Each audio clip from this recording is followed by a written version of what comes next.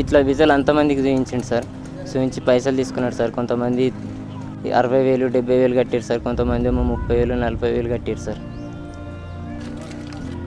ఇది 9 నెలలు అవుతుంది సార్ స్వప్న గడికి. మా భార్యల మీద బంగారం గిట్లా కొంచెం ఇది అమ్మినాం సార్.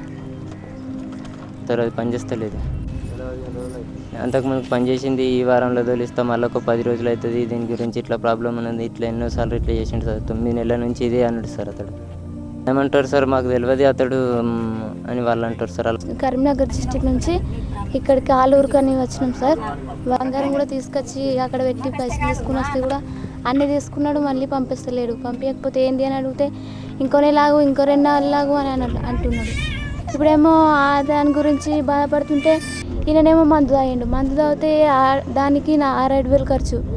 ఇప్పుడే మాకు పాప, మళ్ళీ ఇంట్లో ఇబ్బంది ఉంది, తిందామంటే బియ్యమే లేవు అసలుకే అని వానికి ఫోన్ చేస్తే అసలు వాళ్ళకు అది కలవడం లేదు సార్, స్విచ్ ఆఫ్ వస్తుంది.